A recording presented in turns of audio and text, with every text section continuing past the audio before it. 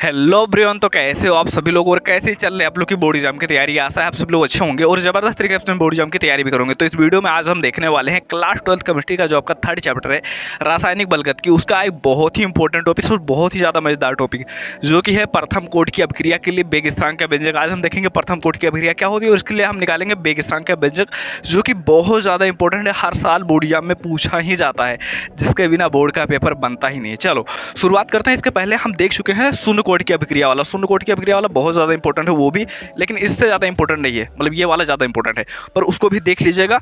इस वीडियो को देखने के बाद आपको जब आप जाएंगे प्ले लिस्ट में आपको मिल जाएगा, ठीक है। प्ले लिस्ट हमने बना दिया, उसमें से जाकर देख लीजिएगा। चलिए देखते हैं आखिर क्या होती है प्रथम कोटि की अभिक्रिया, पहले इसको जान लेते हैं, उसके बाद में देखेंगे इसके लिए बेग स्थिरांक का व्यंजक।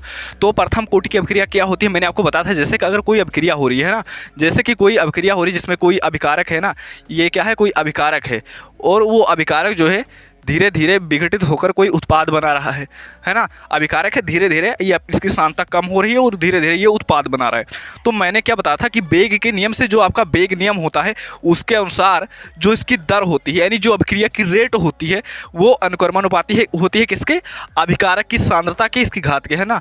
तो यहाँ पर मैंने क्या बताया था, जो इसकी घात होती है, अभिकारक की सांद्रता जो होती है, इसकी जो घात होती है, उसी घात का योग, या फिर बोले तो वही घात क्या कहलाती है, अभिक्रिया की कोटि कहलाती है। तो यहाँ पर जब ये n बराबर क्या हो जाए, जब ये n बराबर 1 होगा, तो ये क्या कहलाएगी, प्रथम कोटि की अभिक्रिया कहलाएगी, ठीक है। इतना बात आपको समझ में आ गया। तो यहाँ पर हम क्या कह सकते हैं कि वह अभिक्रिया जिसकी दर अभिकारक की सांद्रता के प्रथम घात के समानुपाती होती है, प्रथम घात के समानुपाती होती है, वो अभिक्रिया क्या कहलाती है, प्रथम कोटि की अभिक्रिया, ठीक है। मैंने क्या बताया कि जब कोई अभिक्रिया हो रही है उसकी दर, वह अभिक्रिया जिसकी दर अभिकारक की सांद्रता के प्रथम घात के समानुपाती होती है, वो अभिक्रिया कौन सी कहलाती है, प्रथम कोटि की अभिक्रिया, ठीक है। इसको मैं मिटा देता हूँ और फिर मैं लिखता हूँ प्रथम कोटि की अभिक्रिया के लिए बेग स्थिरांक का व्यंजक। अगर आप चाहो तो परिभाषा लिख सकते हो, मैंने बोलकर बता दिया है ना। चलो तो हम निकालते हैं अब इस प्रथम कोटि की अभिक्रिया के लिए बेग स्थिरांक का व्यंजक। कैसे निकालेंगे, जैसे मान लो कोई अभिकारक है, ठीक है, कोई अभिकारक है और वो जो है एक उत्पाद बना रहा है। क्या बन रहा है, उससे क्या है, एक उत्पाद बन रहा है। तो मैंने आप सभी लोगों को बताया, जैसे मान लो अगर अभिक्रिया शुरू ही नहीं हुई है, ध्यान देना, अगर हम इसकी प्रारंभिक सांद्रता देखें, अगर हम इसकी प्रारंभिक सांद्रता देखें अभिकारक की, तो अभिक्रिया शुरू ही नहीं हुई है, तो जो अभिकारक की सांद्रता है वो क्या हो जाएगी, वो अभिकारक की सांद्रता ए ही रहेगी, है ना। और उत्पाद 0 बनेगा, यानी अभिक्रिया जब शुरू ही नहीं हुई, प्रारंभिक सांद्रता पूछ रहा है, तो प्रारंभिक सांद्रता ए होगी, अब उत्पाद कुछ नहीं बनेगा, ठीक है। और अगर हम देखें टी समय बाद, टी समय बाद क्या हो जाएगा, अगर हम ध्यान दें तो टी समय बाद क्या हो जाएगा, टी समय बाद जो उत्पाद है, उत्पाद बन जाएगा x, और इसमें उतना कमी आ जाएगी, यानी a माइनस एक्स हो जाएगा, यानी ये x कम हो जाएगा और ये x उत्पाद यहाँ पर बन जाएगा, ठीक है। टी समय के बाद अभिकारक की सांद्रता a माइनस एक्स हो जाएगी और उत्पाद की सांद्रता x हो जाएगी, ठीक है, क्लियर है। यानी x बना, तो x कैसे बना, जब ये इसकी सांद्रता x कम हुई, ठीक है। अब हम लिखते हैं प्रथम कोटि की अभिक्रिया से, क्या लिखेंगे, प्रथम कोटि की अभिक्रिया से लिखेंगे, प्रथम कोटि की अभिक्रिया से क्या लिखेंगे, प्रथम कोटि की अभिक्रिया से। इसके लिए हम लिखेंगे बेग स्थिरांक का व्यंजक, तो लिखेंगे प्रथम कोटि की अभिक्रिया से। प्रथम कोटि की अभिक्रिया से हम क्या लिख सकते हैं, हम प्रथम कोटि की अभिक्रिया से लिख सकते हैं कि जो इसकी दर होगी या इसके प्रथम घात के समानुपाती होगी, आर जो होगा, यानी डी एक्स अपान, जो इसका डी एक्स अपान डी टी होगा, डी एक्स अपान डी टी होगा, वो समानुपाती होगा किसके, अभिकारक की सांद्रता के, अभिकारक की सांद्रता आर के प्रथम घात के। क्योंकि मैंने आपको बताया कि जो अभिक्रिया की दर होती है प्रथम कोटि की अभिक्रिया में, अभिकारक की सांद्रता के प्रथम घात के समानुपाती होती है। अगर मैंने कहीं गलती से शून्य कोटि बोल दिया हो तो उसको माफ़ कर देना, ठीक है, वो गलती से निकल गया होगा। तो यहाँ पर क्या हो जाएगा, प्रकोष्णल का चिन्ह हटेगा तो क्या हो जाएगा, डी एक्स बटे डी टी बराबर क्या हो जाएगा, डी एक्स बटे डी टी, प्रकोष्णल का चिन्ह हटाएगा तो बराबर यहाँ पर क्या आ जाएगा, एक बेग स्थिरांक आ जाएगा के, ठीक है, और बाकी वैसे ही रहेगा, ठीक है। ये हो जाएगा हमारा, इसको हम एक समीकरण मान लेते हैं, इसको हम क्या करते हैं, इसको हम एक समीकरण मान लेते हैं। उसके बाद में हम क्या करेंगे, उसके बाद में अगर हम देखें टी समय के बाद जो इसकी सांद्रता होगी, टी समय के बाद जो इसका वेग होगा वो क्या हो जाएगा, टी समय बाद, ध्यान देना, टी समय बाद क्या हो जाएगा, तो देखो टी समय बाद क्या हो जाएगा, ये इधर रहेगा डी एक्स अपान डी टी और इधर हो जाएगा के इंटू इसके सांद्रता जो है टी समय बाद क्या हो गई, ए माइनस एक्स हो गई, है ना। तो यहाँ पर हम लिख देंगे ए माइनस एक्स, ठीक है, ये हो जाएगा। टी समय के बाद इसकी सांद्रता कितनी रह गई, ए माइनस एक्स रह गई, ठीक है। अब चलो, अब हम देखेंगे अगर हम यहाँ पर क्या करें, अगर हम यहाँ पर डी टी को इधर ले जाएं, डी टी को उधर ले जाएं, मतलब इधर गुणा है, इधर आकर ये भाग हो जाएगा, इधर भाग उधर जाकर गुणा हो जाएगा, है ना। तो ये हमारा क्या हो जाएगा, तब ये हमारा हो जाएगा, यहाँ पर दिखाई दे रहा है, एक बार एक मिनट, अगर दिखाई दे रहा है तो मैं यहीं पर लिख देता हूँ, ठीक है। दिखाई दे रहा है तो मैं यहीं पर लिख देता हूँ, ये हमारा क्या हो जाएगा, ये हमारा हो जाएगा डी एक्स, और ये बटे में आ जाएगा ए माइनस एक्स, और बराबर हमारा क्या हो जाएगा के इंटू डी टी, क्या हो जाएगा के इंटू डी टी हो जाएगा। अब देखो, अब हम क्या करते हैं, इसका हम समाकलन कर देते हैं। देखो समाकलन बहुत ज़्यादा आसान है, ठीक है। मतलब कि अगर हम देखें तो हमको जितना जानना है, मतलब जो बायोलॉजी वाले स्टूडेंट्स होंगे उनको लगता होगा कि समाकलन आ गया कितना कठिन होगा, पर कोई दिक्कत लेने वाली बात नहीं है, क्योंकि बस हाँ एक फॉर्मूला लगेगा और फिर हो जाएगा। तो हमारा यहाँ पर क्या निकल कर आया, यहाँ पर हमारा निकल कर आया, ठीक है। इसको हम पहले लिख लेते हैं समाकलन करने पर, ठीक है। समाकलन करने पर, दोनों पक्षों का समाकलन करने पर हम समाकलन कर देते हैं, ठीक है। समाकलन कर देते हैं, तो समाकलन करने पर क्या हो जाएगा, ध्यान से देखना। अगर हम इसका समाकलन कर देंगे तो ये कुछ इस प्रकार का हो जाएगा, इस समाकलन हो जाएगा डी एक्स बटे ए माइनस एक्स, ठीक है। और इधर क्या हो जाएगा, इधर भी समाकलन का चिन्ह लग जाएगा, क्या आ जाएगा के इंटू डी टी, के इंटू डी टी हो जाएगा, ये हो जाएगा इसका समाकलन, ठीक है। अब देखो, अगर हम चाहें तो dx को हम फ्री कर सकते हैं, यहाँ से कैसे फ्री कर सकते हैं, देख लो, इधर इस तरह कर सकते हैं। इसको हम करते हैं 1 बटे ए माइनस एक्स और इंटू में dx, ठीक है। ये हमारा हो जाएगा, और बराबर देखो इसका समाकलन नहीं होगा तो ये बाहर आ जाएगा, ठीक है। सिर्फ dt का समाकलन होगा, ठीक है। ये इस तरह हो जाएगा कुछ। अब देखो, ये एक फॉर्मूला होता है, अगर आप चाहो तो मैं लिख देता हूँ, 1 बटे A minus X into D X का जो समाकलन होता है वो क्या होता है, log ई एक्स इंटू में ए माइनस एक्स, ये इसका फॉर्मूला होता है, ठीक है। मैं डायरेक्ट लिख रहा हूँ यहाँ पर, ठीक है। तो यहाँ पर क्या हो जाएगा, हमारा ये हो जाएगा log ई एक्स इंटू में ए माइनस एक्स, ये हो जाएगा हमारा, ठीक है। माइनस log ई एक्स होता है, ठीक है। और बराबर हमारा क्या हो जाएगा, बराबर हो जाएगा के इंटू डी टी का समाकलन। देखो कहीं डी एक्स दिखाई दे तो उसका समाकलन क्या हो जाएगा, एक्स हो जाएगा, ठीक है। डी अगर डी टी दिखाई देता है तो उसका समाकलन टी हो जाएगा, तो इस तरह होता है हमारा। तो यहाँ पर डी टी है तो इसका समाकलन टी हो जाएगा, और प्लस में यहाँ पर हमारा आ जाएगा सी यहाँ पर कैसे आया, तो ये सी जो है यहाँ पर क्या है, समाकलन नियतांक है, यहाँ पर क्या है, समाकलन नियतांक है। सी यहाँ पर क्या है, समाकलन नियतांक है, क्या है, सी यहाँ पर समाकलन नियतांक है। बताओ यहाँ तक क्लियर है। देखो अभी तक मैंने कुछ नहीं किया, ठीक है, अभी तक मैंने कुछ नहीं किया। अगर कोई अभिक्रिया हो रही है तो प्रथम कोटि की अभिक्रिया से हमको ये पता है ना, उसकी जो दर होगी प्रथम घाती के समानुपाती होगी, ठीक है। अगर टी समय बाद देखें तो इसकी सांद्रता कुछ ये हो जाएगी ए माइनस एक्स, ठीक है, हमने रख दिया, कुछ कोई बात नहीं।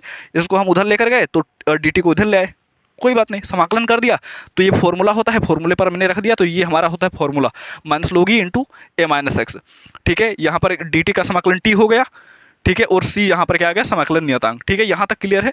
और बता दो एक बार क्या अच्छे से दिखाई दे रहा है, एक बार मैं कैमरा चेक कर लेता हूँ, ठीक है, अच्छे से दिखाई दे रहा है, ठीक है, अच्छे से दिखाई दे रहा है, एक सेकंड, हाँ अच्छे से दिखाई दे रहा है। देखो अगर अच्छे से दिखाई नहीं दे रहा तुम लोग अपनी तरफ से क्वालिटी बढ़ा सकते हो, ठीक है। चलो तो अपनी तरफ से तुम लोग क्वालिटी बढ़ा लेना। चलो अब हम देखते हैं, अगर हम लिखें, ठीक है, अगर हम क्या लिखें कि अगर प्रारंभिक सांद्रता पर अगर हम जाएं, है ना, तो प्रारंभिक सांद्रता पर जाएंगे तो हमारा जब t बराबर 0 रहा होगा, सोचो जब t बराबर 0 रहा होगा, यानी अभिक्रिया को शुरू हुए 0, मतलब कि कुछ भी समय नहीं हुआ होगा, मतलब मेरे कहने का मतलब है अभिक्रिया शुरू ही नहीं हुई है, उस टाइम पर जो हमारा उत्पाद बनेगा वो कितना रहेगा, उत्पाद हमारा 0 होगा, है ना।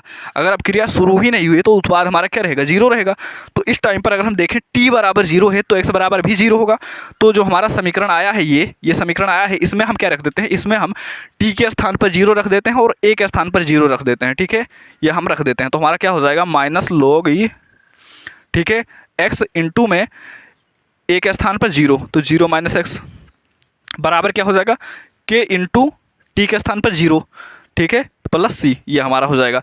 तो हमारा ये क्या हो जाएगा, देखो 0 माइनस एक्स क्या हो जाएगा, 0 ए माइनस एक्स है, x के स्थान पर मैंने 0 रखा है ना, x के स्थान पर, तो हमारा हो जाएगा, हमारा क्या हो जाएगा, a माइनस 0, तो a माइनस 0 बराबर क्या हो जाएगा, a हो जाएगा। तो यहाँ से हमारा आएगा माइनस log ई एक्स इंटू माइनस log ई एक्स इंटू ए, ठीक है, ये हमारा हो जाएगा।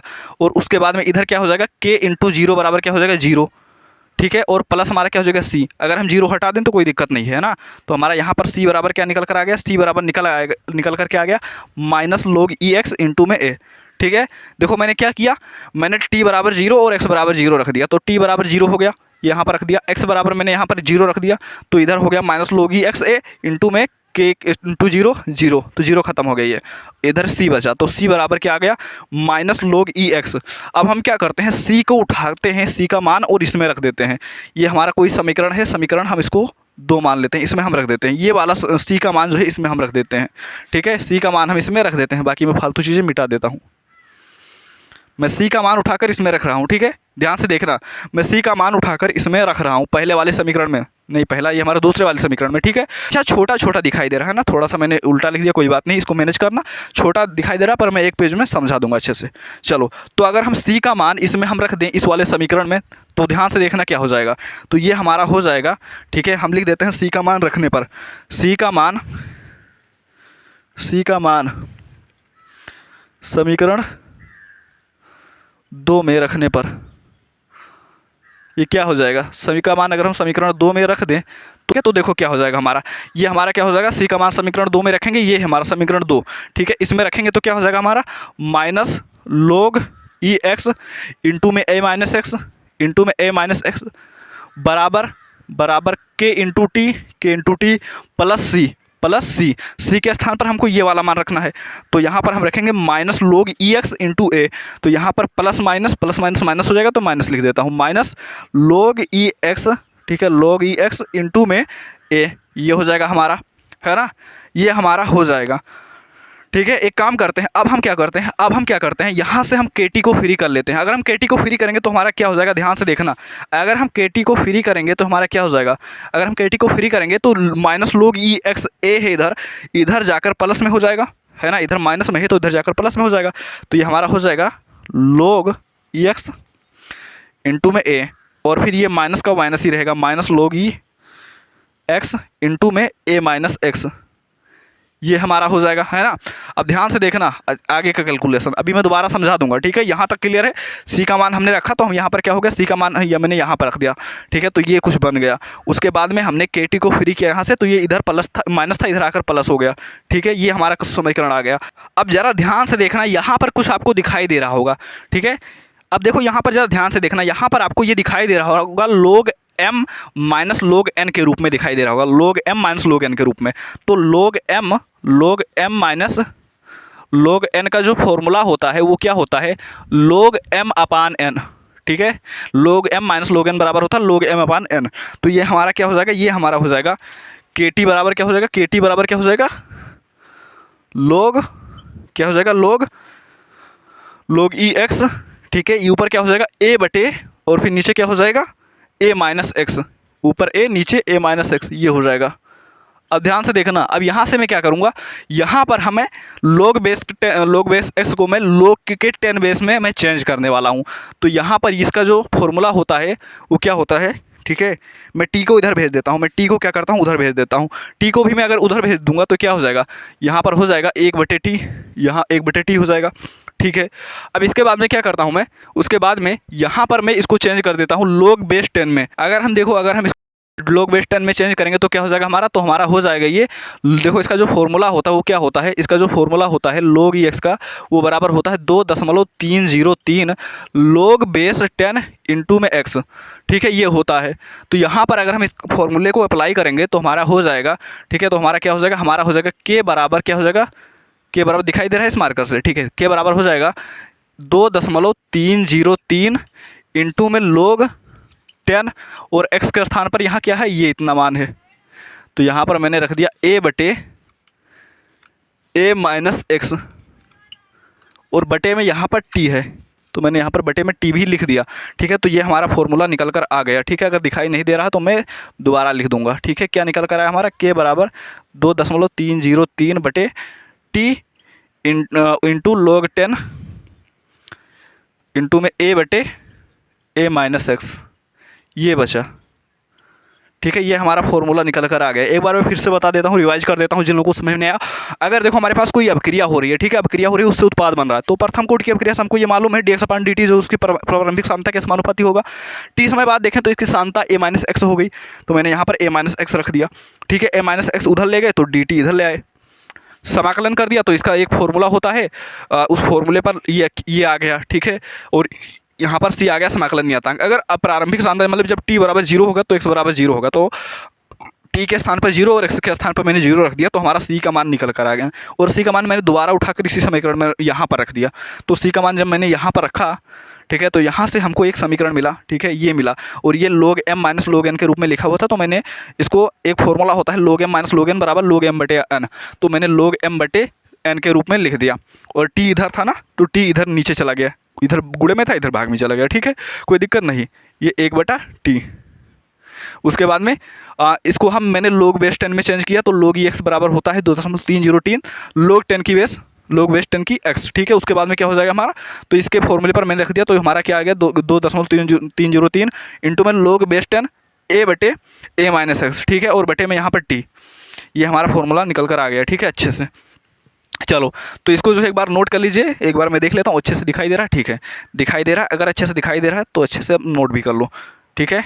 छोटा छोटा दिखाई दे रहा होगा, पर मैंने एक स्लाइड में समझाने के लिए, ठीक है, मैंने लिख दिया। चलो, अब मैं अगर इसका मात्रक जानना चाहता हूँ तो मैं इसका मात्रक भी बता देता हूँ। मात्रक क्या हो जाएगा इसका, देखो, ये है सांद्रता, ये भी है सांद्रता, तो इधर हो जाएगा मोल प्रति लीटर और नीचे भी हो जाएगा मोल प्रति लीटर। तो ये इससे तो ये वाला खत्म हो जाएगा, यहाँ कुछ नहीं बचा, और यहाँ पर सिर्फ है टी, तो इसका मात्रक हो जाएगा 1/सेकंड। तो ऊपर जाएगा तो सेकंड इनवर्स हो जाएगा, सेकंड इनवर्स इसका मात्रक हो जाएगा, ठीक है। आई होप आप सभी लोग को समझ में आ गया होगा अच्छे से। प्रथम कोटि की अभिक्रिया क्या होती है, उसके लिए वेग स्थिरांक का व्यंजक, उसका मात्रक भी मैंने बता दिया। सांद्रता का होता है मोल प्रति लीटर, तो ऊपर मोल प्रति लीटर और नीचे भी मोल प्रति लीटर, खत्म हो जाएगा। तो यहाँ पर सिर्फ टी बचा है ना, टी का मात्रक, तो टी का मात्रक सेकंड होता है, सेकंड इनवर्स हो जाएगा इसका मात्रक जब ऊपर जाएगा। तो ये हो जाएगा इसका वेग स्थिरांक का व्यंजक, ठीक है। अगर आप चाहो तो नोट कर सकते हो, इसका पूरा पीडीएफ मैं टेलीग्राम चैनल पर डाल दूंगा, वहाँ से अच्छे से नोट कर लेना, ठीक है। हाँ, खैर नोट कर सकते हो। और हाँ, अगली वीडियो में देखेंगे अभिक्रिया की आणविकता क्या होती है, उसके बाद में अर्धायु काल देखेंगे। एक और क्लास लाएंगे संकीर्ण ऊर्जा और आर्हीन्य समीकरण, 3 क्लास और लगेगा, पर चैप्टर आसानी से समझ में आ जाएगा पूरा, ठीक है। और हम कुछ भी छोड़ कर नहीं पढ़ने वाले, इसीलिए हर एक चैप्टर में टाइम लग रहा है 5 से 6 लेक्चर, पर कुछ भी छोड़ कर नहीं पढ़ने वाले, ठीक है। तो इसको नोट कर लेना। मिलते हैं फिर किसी नए धमाकेदार वीडियो के साथ। लव यू, टाटा, बाय, अपना ख्याल रखना, बाय बाय। और हाँ, एक प्यारा सा कमेंट छोड़ दीजिएगा।